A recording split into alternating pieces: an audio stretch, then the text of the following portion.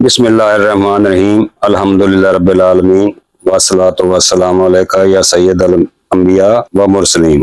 پیارے دوستو، آج میں آپ کو ایک بہت ہی نایاب نسخہ آپ دوستوں کے لیے لے کر حاضر ہوا ہوں۔ میرے عزیز ساتھیو، آج ہم گفتگو کرنے جا رہے ہیں ایک ایسی معدنی نعمت کے بارے میں جسے پرانے اتباع اور حکماء نے صدیوں تک اپنی طبابت میں استعمال کیا۔ یہ ہے ابرک سیاہ، جسے یونانی طب میں ابرک کہا جاتا ہے، ہندی میں ابرک یا ابرک اور انگریزی میں میکا کہا جاتا ہے۔ ابرک کی پہچان بڑی نازک سی ہے۔ یہ ایک چمکتی ہوئی تہ دار معدنی پتھر ہے جو پہاڑوں اور زمین کی تہوں سے نکلتا ہے۔ اس کے رنگ کئی طرح کے ہوتے ہیں: سفید ابرک، زرد ابرک، لال ابرک اور سیاہ ابرک، مگر طبی نقطہ نظر سے سب سے زیادہ قیمتی اور طاقتور ابرک سیاہ کو مانا جاتا ہے۔ ابرک کا مزاج یونانی حکماء کے مطابق گرم و خشک مانا گیا ہے۔ یہی وجہ ہے کہ اس کا کشتہ جسم کے اندر ٹھنڈے اور سست عناصر کو حرکت دیتا ہے، رطوبات کو سکھاتا ہے، جسم کو توانائی بخشتا ہے اور کمزوری کے اندھیروں کو روشنی میں بدل دیتا ہے۔ لیکن میرے عزیزو، ابرک کے ایک بڑی حقیقت یہ ہے کہ جب یہ زمین سے نکلتا ہے تو اس میں کئی طرح کی مٹی، پتھر، ریت اور غیر مفید اجزاء شامل ہوتے ہیں۔ اگر کوئی ناواقف آدمی اس کو بغیر صفائی اور بغیر شدھ کے کشتہ کرے تو اس کا فائدہ تو دور کی بات، نقصان بہت پہنچ سکتا ہے۔ یہی وجہ ہے کہ ہمارے پرانے حکیم، اولیاء، صفت بزرگ اس بات پر بہت زور دیتے تھے کہ ابرک کو پہلے صاف کرو، یعنی شدھ کرو، پھر کشتہ بناؤ۔ شدھ کرنے کے کئی طریقے ہیں، مگر آج میں آپ کو وہ طریقہ بتاؤں گا جسے حکماء کرام نے ابرک دانیہ یا ابرک دیناب کہا گیا ہے۔ یہ طریقہ نہ صرف ابرک کو مٹی اور پتھروں سے پاک کرتا ہے بلکہ اس کو نرم، خستہ اور باریک بھی کر دیتا ہے۔ پہلے زمانے میں حکماء بڑے اہتمام سے ابرک کو کوئلوں پر دکھاتے تھے۔ اگر پتھری کوئلہ مل جائے تو بہت بہترین ہے، ورنہ لکڑی کا کوئلہ بھی لیا جا سکتا ہے۔ ان کوئلوں کو خوب دہکا کر آگ جیسا سرخ کر لیا جاتا ہے، پھر ابرک کے ٹکڑوں کو اس دہکتے کوئلوں میں ڈال کر سرخ کیا جاتا ہے۔ اس کے بعد اسے فوراً نکال کر کسی مائع چیز میں بجھایا جاتا ہے۔ یہاں بھی بڑی حکمت ہے۔ پرانے حکماء کہتے ہیں اگر کانجی میسر ہو تو سب سے بہترین ہے، اگر کانجی نہ ہو تو ترفلا کا پانی استعمال کرو، ورنہ گائے کا دودھ بھی اس مقصد کے لیے بہت موزوں ہے۔ اس بجھانے کے عمل کو کم از کم 7 بار کیا جاتا ہے۔ ہر بار ابرک تھوڑا نرم اور خستہ ہو جاتا ہے اور اس کی اندرونی نجاستیں نکلنی شروع ہو جاتی ہیں۔ میرے عزیزو، سوچنے کی بات یہ ہے کہ جب کوئی چیز آگ کے امتحان سے گزرتی ہے اور پھر ٹھنڈک کے پانی یا دودھ میں بار بار بجھتی ہے تو اس کے اندرونی سختی ٹوٹتی ہے۔ یہ ایک طرح سے ابرک کا تزکیہ ہوتا ہے، گویا اس کے اندر سے میل کچیل نکل رہا ہوتا ہے۔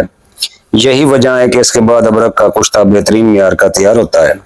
آج میں آپ دوستوں کو ایک ایسا نایاب کشتہ ابرک بتاؤں گا جو بہت کم حکماء جانتے ہیں اور اس کو کخ مانتے ہیں۔ اگر یہ کسی نے تیار کر لیا، محنت سے بھی تیار ہوتا ہے، ٹائم بھی لگتا ہے اور آسانی سے بھی تیار ہو جاتا ہے۔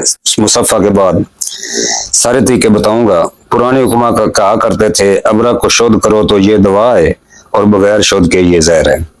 میرے عزیزو، یہی حکمت ہے۔ پرانے اتباع نے کبھی بھی کسی جوہر یا معدنی دوا کو بغیر صفائی کے استعمال نہیں کیا۔ وہ ہمیشہ پہلے اسے پاک صاف کرتے، نجاست دور کرتے، غیر مفید اجزاء الگ کرتے، پھر اسے آتش و آب کے عمل سے گزارتے۔ اسی صفائی کو شدھ یا تصفیہ کہا جاتا ہے۔ اب آپ کو معلوم ہو گیا ہے کہ شدھ کیوں ضروری ہے۔ اگلے حصے میں ہم مزید تفصیل کے ساتھ اس دیناب بجھانے اور دھونے کے عمل کو بیان کریں گے اور آپ کو وہ باتیں بتائیں گے جو شاید عام کتابوں میں نہ ملے۔ میرے عزیزو، پچھلے حصے میں ہم نے یہ بات سیکھی کہ ابرک کو شدھ کرنے کی کتنی اہمیت ہے۔ اب ہم آگے بڑھتے ہیں اور اس عمل کو مزید گہرائی کو سمجھنے کی کوشش کرتے ہیں۔ ابرک کو دیناب کرنے کا عمل دراصل اس کے اندر چھپے میل کو باہر نکالنے کا ذریعہ ہے۔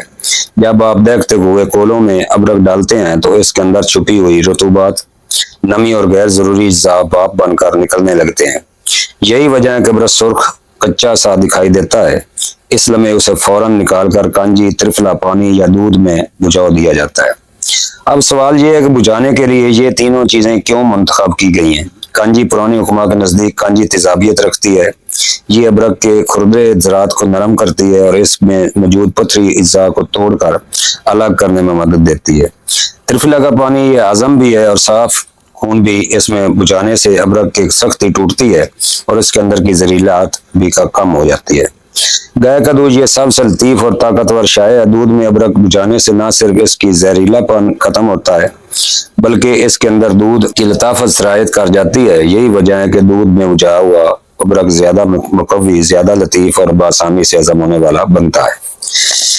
ये बुझाने का अमल सिर्फ 1 या 2 बार नहीं बल्कि कम अज कम 7 से 10 बार करना चाहिए। पुराने हुक्मा ने अपने तजुर्बात से ये नतीजा निकाला था कि हर बार बुझाने से अदरक का एक नया पर्दा हटता है। पहली बार सख्ती कम होती है, दूसरी बार रंगत बदलती है, तीसरी बार जहरीलाहट को कम होती है, चौथी बार अंदरूनी मैल कुचैल निकलती है, 5वीं बार इसके ताकत बेदार होती है, 6ठी बार इसके ज़रात नरम होते हैं और 7वीं बार अदरक एक नई शक्ल में सामने आ जाता है।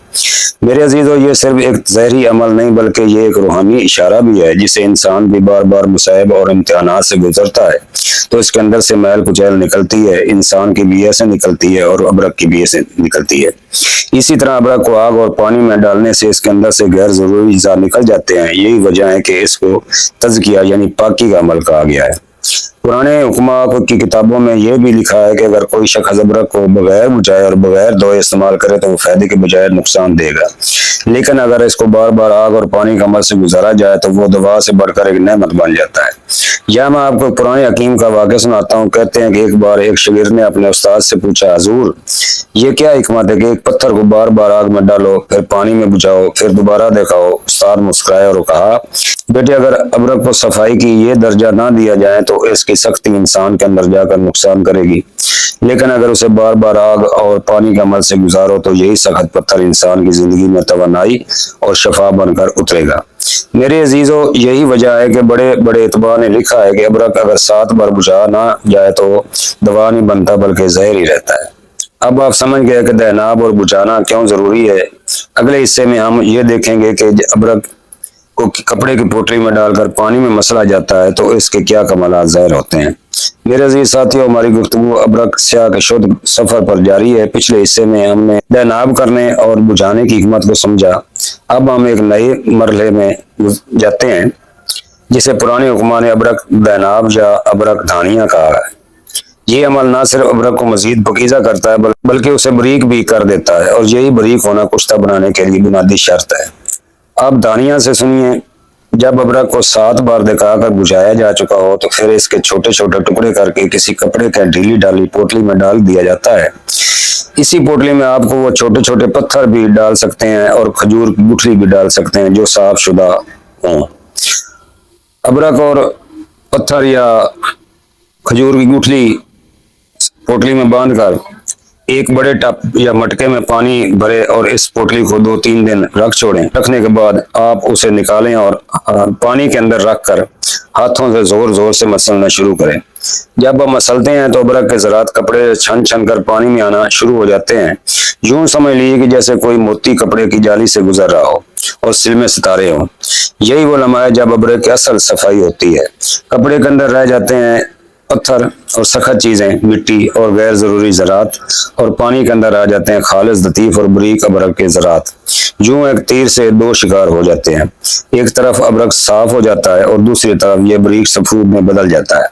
पुराने हुक्मा कहते थे कि इस अमल के बाद अदरक इतना लतीफ और नाजुक हो जाता है कि अगर कोई दाना भी हो तो अंगलियों के लम्स से महसूस नहीं होता। मेरे अजीज गौर कीजिए, यही वो बरीक करना है जो कुश्ता के लिए जरूरी है। अगर कोई चीज मोटी और खुरदी हो तो आग से इसके अंदर तक असर नहीं कर सकती, लेकिन अगर वही चीज बरीक हो जाए तो आग का हर जरा इसके अंदर तक उतर जाता है और फिर वो दवा बनती है।